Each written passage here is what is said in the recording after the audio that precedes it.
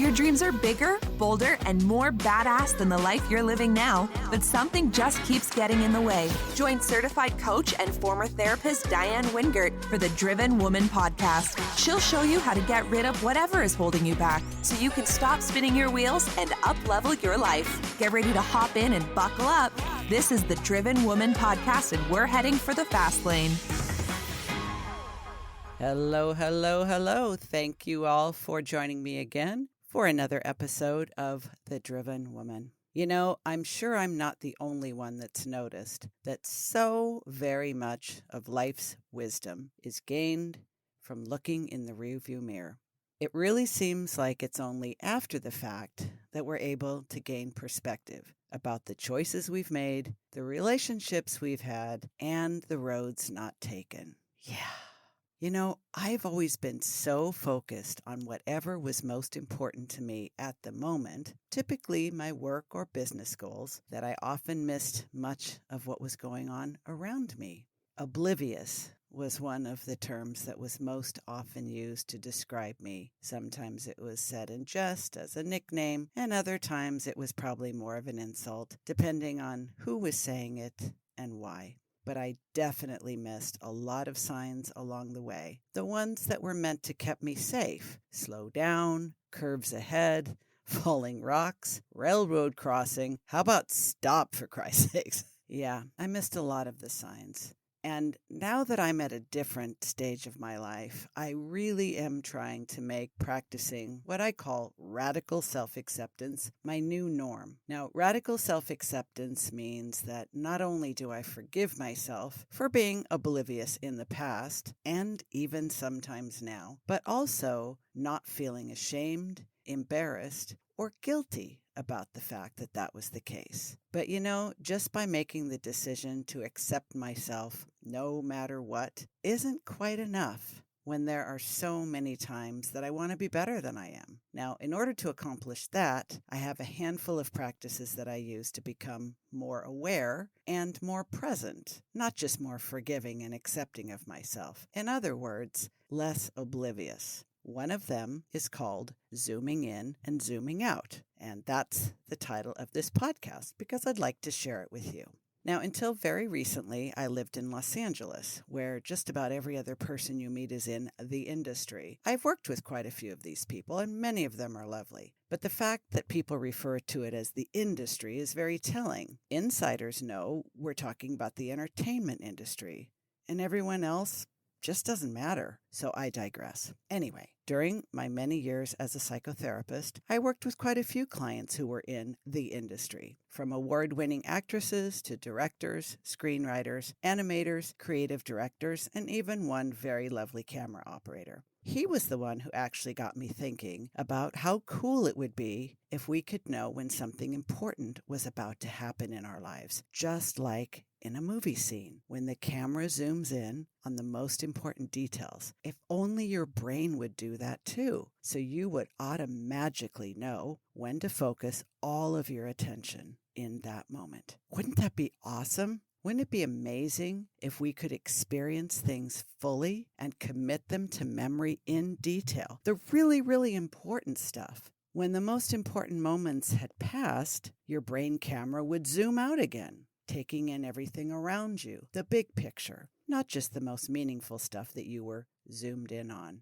I've thought about this many times and wondered, I probably can't trade in my brain for one with those extra special powers, and I don't really know anyone who has them either, but what if I could do something like that? What if I could train myself to be just a little bit better at zooming in and zooming out? And what if I could teach other people to do that too?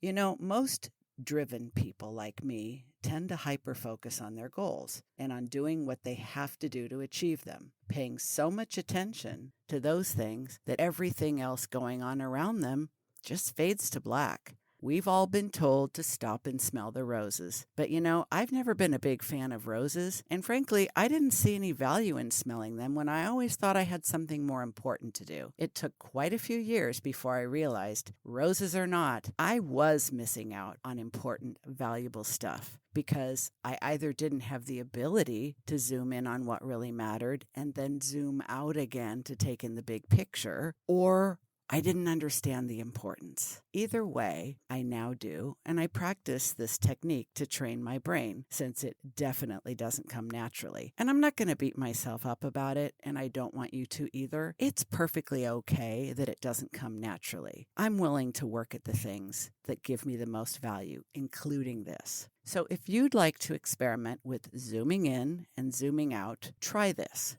Choose a place that has, let's say, a decent amount of activity, not completely chaotic. And these days, you're going to have to adapt all of this advice to our particular certain circumstances right now with the quarantine and the COVID pandemic and all of the reasons why we're not doing all the things that we're normally doing. A coffee shop may be off limits right now unless there's one that you can go with a mask.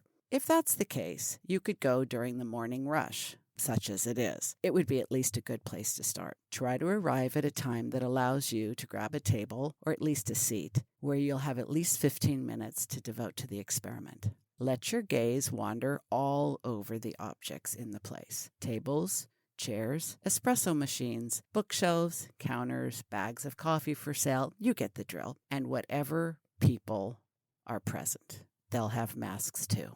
So they probably won't even really notice you staring at them. Don't focus on anything or anyone in particular, and don't linger on anything, even if it grabs you and captivates you for a moment. Resist the impulse and just let your eyes and your mind drift from thing to thing, person to person. Pay attention to the fact that your mind may want to remain on one thing or one someone longer than you want it to, and might be very difficult for you to focus on anything at all. It might be easy, it might be hard to zoom in and then pull away. But just pay attention. Pay attention to who or what attracts you, what you can just kind of skim over or glide past, barely noticing. This is the zooming out part. And believe it or not, you are developing mindful awareness, the opposite of obliviousness. Now, the zooming in part. Allow your gaze to make a return pass around the room, going in the opposite direction of the first trip. Instead of allowing your brain to choose what you focus on, make a deliberate choice on a specific person or a physical object. It doesn't make any difference what your selection criteria are. A person that stands out, is different in some way, or the object is particularly attractive to you. Maybe it's the display, maybe it's a particular brand of coffee you hadn't noticed before or you can't pronounce the name of. It doesn't matter, whatever it is. But you might want to notice the why behind the what or the who you chose. This is all about cultivating awareness and cultivating curiosity about that awareness. Now, imagine that your viewfinder is in the mind narrowing, eliminating the rest of the room slowly as you become increasingly focused on this one particular person or item. Really dial it in and observe as many details as you possibly can, as though you were playing a memory game. And the only way you can win is by cataloging every detail and nuance. Turn the person or object around in your mind and think about how they look from every angle, even the ones that you can't see. Imagine your mind as a camera and that you're videotaping every detail for future recall. This is what I call zooming in. Now, which one was easier? Which one was harder? Did you find yourself resisting either one or both? Have you already clicked away from this episode because the whole thing sounds insufferably boring? Well, for those of you that are still with me, notice, did you get anxious, bored, angry, frustrated, or did you just think, what's the point? What else did you notice about your experience? About your experience, not the person or the object. What value can you see in developing this ability further? Now, this is the practice that I've developed called zooming in and zooming out. And it is a form of mindfulness practice, not exactly meditation. What I love about it is after so many years of struggling with my attention deficit disorder and distractibility, I have finally learned through cultivating practices like this one that I can have a degree of control over my focus, over what I pay attention to, and how much attention I give each item. It has helped me with my anxiety, it has helped me with my distractibility, and it has helped me immensely with the kind of focus that I need to get those most important goals accomplished and not just started. So I hope that you have found this helpful. Stick with me for future episodes for more inspiration, motivation, and practical tips for the driven but distracted. Bye for now. You've been listening to the Driven Woman podcast with Diane Wingert. Want more straight talk and strategy each week that will take you from spinning to winning? Don't forget to hit subscribe in your podcast player so you won't miss a single episode. Then head on over to the Driven Woman free and private Facebook group community. See you there.